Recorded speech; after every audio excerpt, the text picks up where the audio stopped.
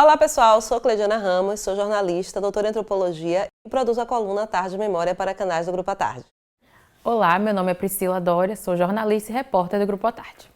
Nós estamos aqui na sessão REC em uma semana muito especial.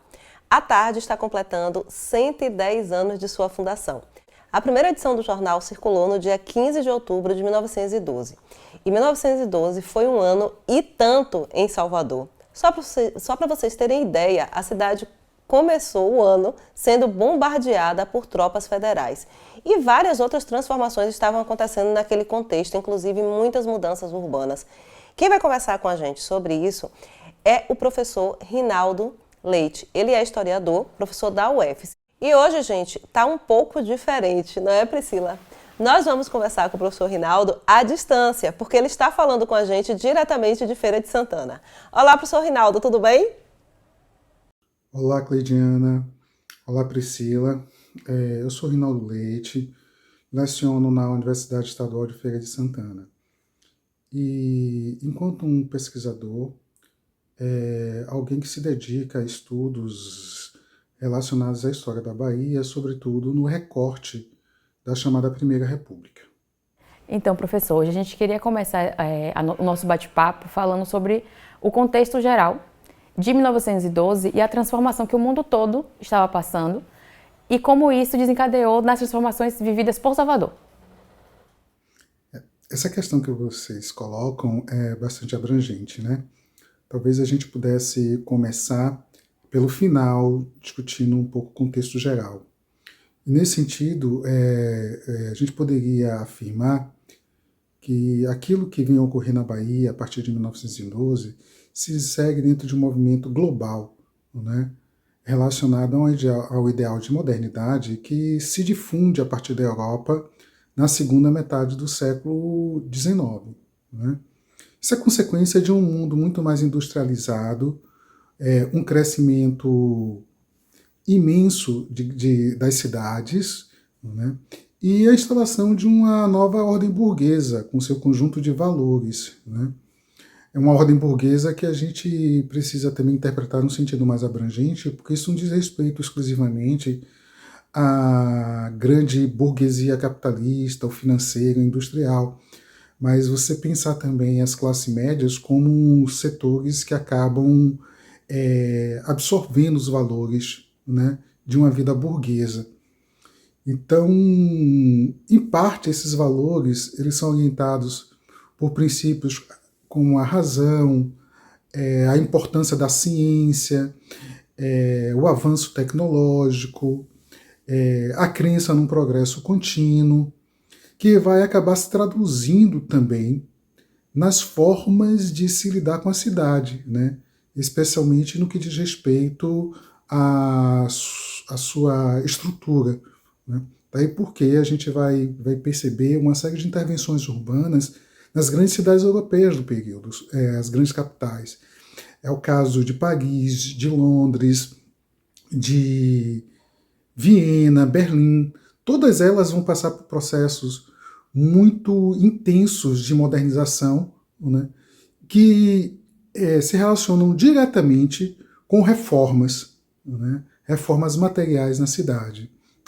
A gente poderia dizer que a grande expectativa é criar espaços mais amplos, daí porque vai ocorrer uma espécie de febre de avenidas, né? Uma nova estética urbana que se contraponha aos modelos mais antigos.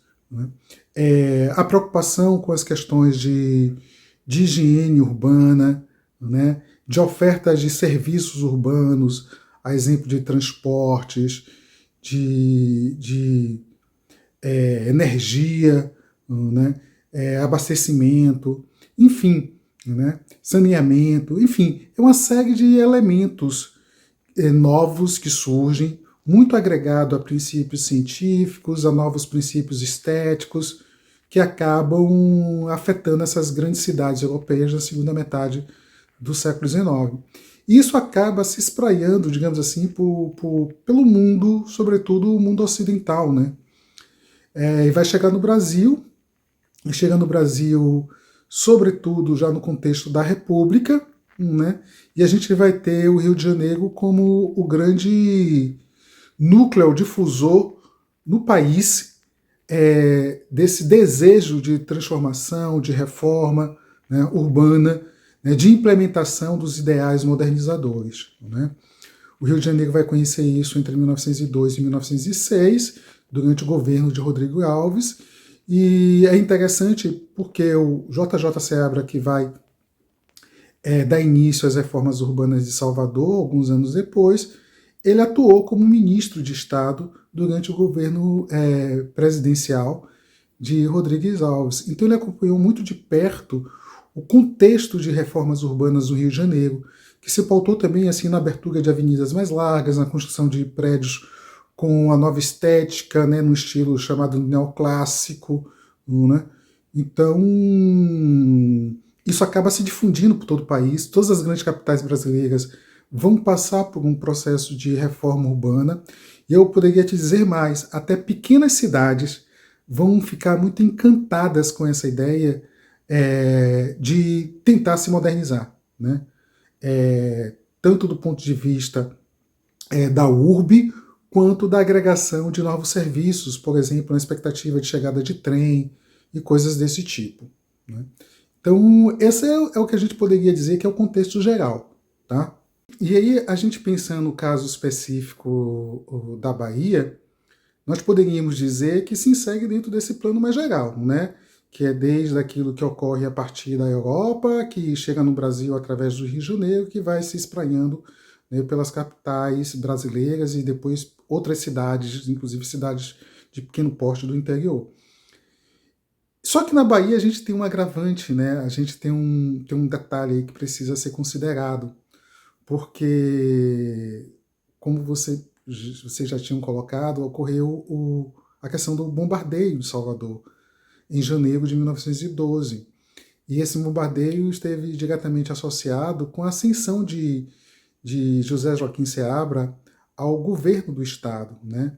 Ele foi eleito, mas alguns representantes de outro grupo político conservador, né, não quiseram reconhecer a eleição de Seabra, e foi preciso uma ordem judicial para que se acatasse, né? E acabou se recorrendo ao uso da força para dobrar esses grupos que não queriam aceitar, né, a ascensão de Seabra. Então, por conta desse bombardeio, a gente teve a destruição, né,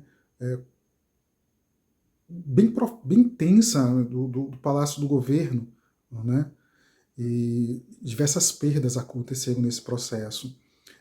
Atingiu-se também o Paço Municipal, né, enfim, aquela região de onde hoje a gente chama de Praça Municipal foi fortemente atingida, a parte da Rua Chile. Então, Seabra tinha esse compromisso. Além de a Bahia estar inserida desse contexto geral de modernização, né, Seabra ainda tinha essa espécie de dívida com a cidade, com a sociedade baiana, que era de recuperar, né, aquilo que foi destruído com o bombardeio, né? Então, ele também, né, se associou a essa lógica de transformação urbana, que desejava a criação de espaços mais abertos, sobretudo a abertura de grandes avenidas, né, mas também ele buscou, né, reerguer aquilo que foi destruído e, ao mesmo tempo, estimular a construção de novas edificações que atendessem a essas novas expectativas estéticas que estavam difundidas no período, né? Então, a Bahia ela vai se engajar muito nesse processo, né? E a gente poderia dizer que mesmo antes do bombardeio já existiam muitas campanhas nos jornais, na imprensa local, em torno da necessidade da cidade se adaptar, né, a essa nova ordem. Salvador era recorrentemente chamada como uma cidade velha. E não era velha pela sua idade, mas velha pela sua aparência, né? Então existia uma grande expectativa da sociedade local de que Salvador apresentasse um ar mais moderno, né? E o interessante, que eu acho que é importante a gente ressaltar, que se adequar a esses padrões mais modernos de cidade não diz respeito exclusivamente à ordem material, não, tá? Porque além dessa dimensão, a gente precisa considerar que era necessário implantar novos valores, novas formas de comportamento, né? Não adiantava transformar materialmente a cidade se não se estimulasse uma nova forma de relação das pessoas, né? Da população com a cidade, né? Então, essas reformas, né? Essa modernidade, ela adquire uma dimensão tanto material quanto uma dimensão social, né, digamos assim, sociocultural, né, para ser mais preciso. Quando a gente fala, professor, desse período que Salvador vai sofrer muitas intervenções, né, do ponto de vista urbano, a gente sempre pensa nessa questão material, mas pelo que o senhor está falando, né, é um contexto muito mais amplo que está envolvendo o mundo inteiro. Então, do ponto de vista de saneamento, do ponto de vista científico, é isso mais ou menos, né? Verdade. As transformações que se prega, elas não dizem respeito exclusivamente à ordem material, né? Não é apenas arquitetônica. Existe muita preocupação em civilizar a cidade do ponto de vista dos seus costumes, dos seus valores, né, da cultura. A gente precisa lembrar que a gente tem uma herança colonial, né, muito forte e também tem uma presença social muito intensa de africanos e seus descendentes, né? Que é tanto uma presença visível, né, do ponto de vista do tipo físico, quanto é também de uma série de hábitos, né? Isso incomoda muito uma parte significativa da sociedade mais elitizada da Bahia, né? E a gente poderia dizer que a sociedade elitizada não necessariamente ou exclusivamente os grupos mais ricos, né?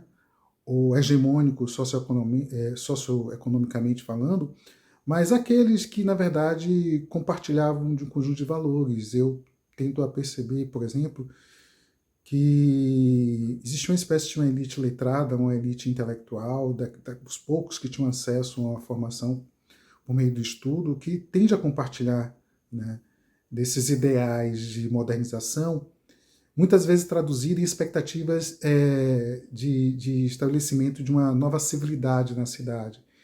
Então, é depurar, né, a cidade de alguma das suas características mais tradicionais, né? Então era assim, tentar eliminar um pouco a presença dos populares, que eram predominantemente os negros e seus descendentes, nesses espaços reformados, que eles ocupavam normalmente da condição de trabalhadores, né? Muitos deles ofertando serviços autonomamente. A gente pode pensar, por exemplo, nas vendedoras, né? Nos vendedores ambulantes. Tudo isso gerava muito incômodo, né? Não era incomum a gente encontrar nos jornais descrições da cidade da Bahia como se fosse, ou de Salvador, para ser mais preciso, como se fosse uma espécie de cidade africana implantada em pleno Brasil, né? Essa é uma descrição muito comum, né? Então essa presença negra na cidade, essa cultura muitas vezes associada às contribuições africanas, isso era muito combatido, né? Isso era visto como incivilizado, né? E, nesse sentido, os difusores do ideal de modernização material vão agregar a essa expectativa também o desejo de que as pessoas possam ter uma nova forma de relação de cidade, um novo uso da cidade, tá? E que assumam comportamentos considerados muito mais civilizados, né? Então, de fato, a gente pensar em transformações modernizadoras no período não se resume é, a abertura de avenidas, a novas edificações com padrões arquitetônicos e estéticos mais modernos, né? Diz respeito diretamente a esses conjuntos de valores e de práticas culturais, sobretudo no que diz respeito à crítica a hábitos considerados mais populares. Ainda também, né, professor, muitas mudanças na perspectiva do comportamento, do cotidiano das pessoas irem a teatros, a cinemas também, não é isso? Olha, o cinema nesse período ele vai ser um desses elementos que representam a modernidade, né?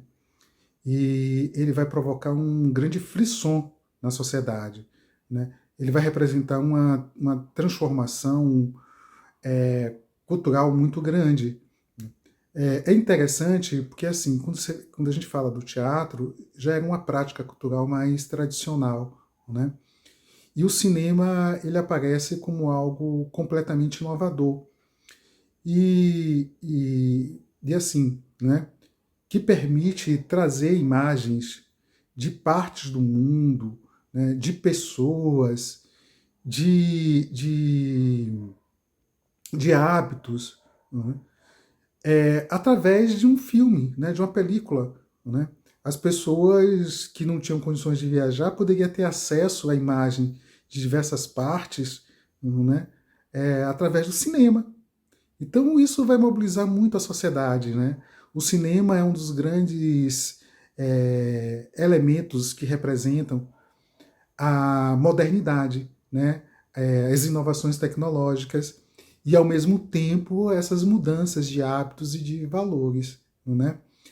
É curioso, Cristiana e Priscila, que, inclusive, na época, existiam alguns sujeitos mais tradicionalistas que acusavam o cinema de estar acabando com o teatro, né?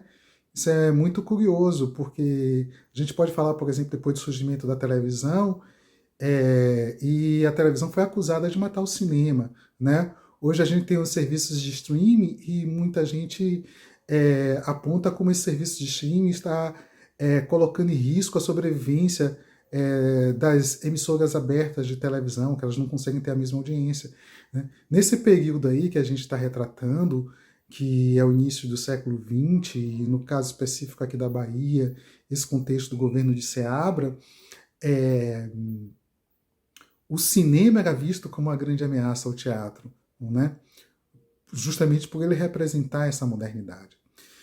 E o interessante é que, além de ele ser uma nova tecnologia que permitia uma nova prática cultural, muitas vezes a gente encontrava nos jornais, inclusive numa tarde, eu localizei isso quando pesquisei sobre o tema,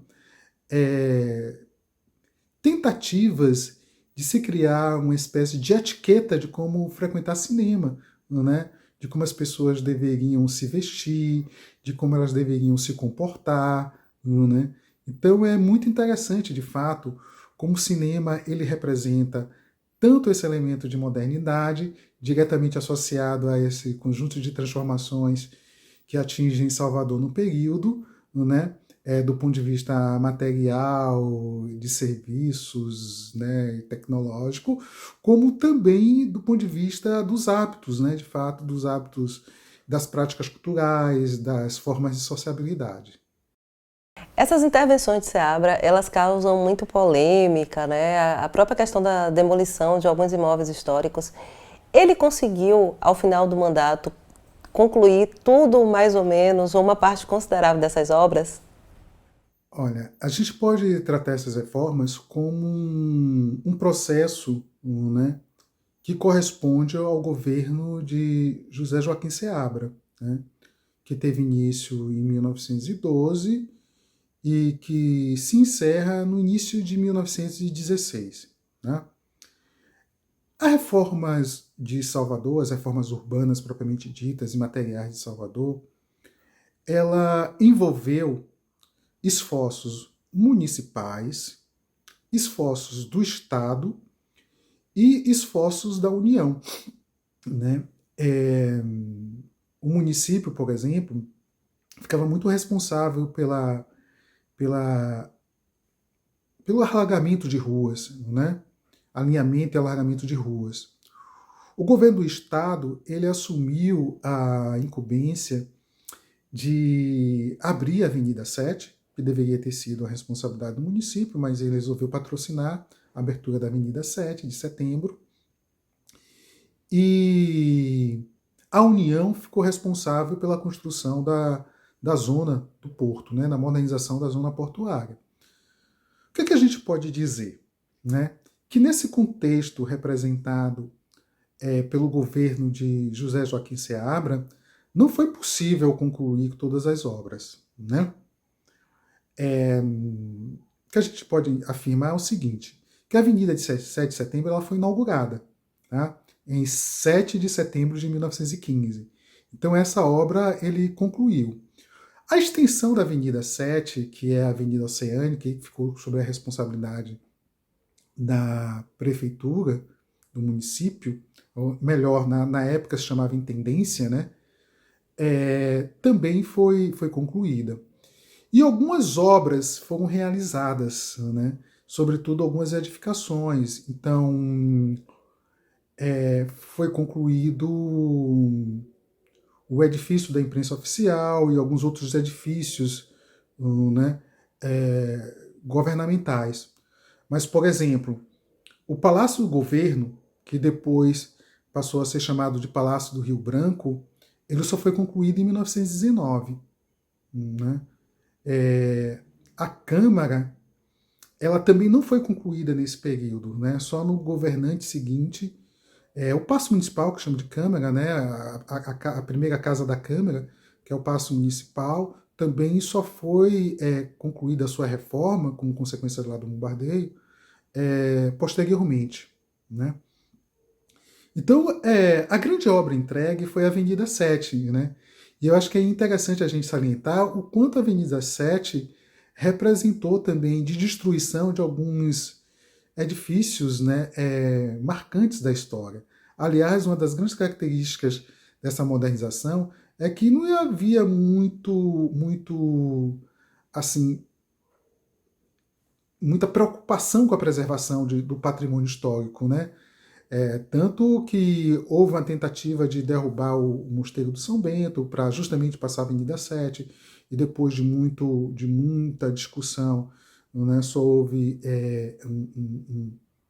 uma destruição parcial, né, derrubaram parcialmente, né, a Igreja da Ajuda foi atingida, enfim, né, o Convento das Mercês precisou também, foi atingido para fazer a Avenida 7, não existia essa preocupação, né? E até houve quem tivesse proposto que derrubasse a Igreja da Sé. Por sorte, isso não ocorreu, e só na década de 30 que não teve jeito e acabaram derrubando a antiga Igreja da Sé. Né? Mas enfim, né? A grande obra foi essa, foi a Avenida 7, a construção de algumas edificações novas, né? Justamente ao longo da avenida. O Palácio da Aclamação também, que se tornou residência oficial dos governadores, ele estava passando por uma reforma e uma ampliação, não foi concluída, né, durante o governo de Seabra. E as obras do Porto, oficialmente, que era de responsabilidade da União, só foram concluídas no ano de 1928. Né? A gente precisa salientar também que ocorreram alguns percalços nesse contexto. Né? Por exemplo, em 1914 estourou a Grande Guerra, né? E isso acarretou em uma série de problemas para que as obras pudessem ter seu prosseguimento, né? Como os cortes das linhas de crédito, que normalmente eram contraídas através de empréstimos bancários, né? A dificuldade de importação de determinados materiais, né? A própria crise econômica que inicialmente se abate sobre a cidade, né? Por conta da própria guerra. Então, enfim, né? As reformas, de um modo geral, foi um processo muito mais longo, né, que se estendeu para além do período de Seabra. né, desse primeiro governo de Seabra. Ele retornou em 1920, né, e permaneceu no governo até 1924, e mesmo dentro desse período, algumas obras ainda estavam se realizando pela cidade, né? Mas a grande vitrine do seu governo e das suas obras reformistas havia sido concluída, que era a Avenida 7. Tá? Professor Rinaldo, a gente quer agradecer muito a sua participação, não é, Priscila? Exatamente. Espero que você possa vir outras vezes para discutir outros assuntos. Eu quero agradecer muito o convite para participar dessa atividade, dessa conversa aqui com vocês, viu? E dizer que eu acho muito importante essa oportunidade que vocês dão para a gente difundir um pouquinho esse conhecimento para além das fronteiras da universidade, no meio acadêmico, né? Eu imagino que o público que assiste essas conversas é um público muito mais amplo. Então, parabéns para vocês e muito obrigado pela oportunidade. Fiquem ligados nos canais do Grupo à Tarde, porque tem muita informação qualificada. E essa semana, mais do que especial, que é a comemoração dos 110 anos de fundação de À Tarde.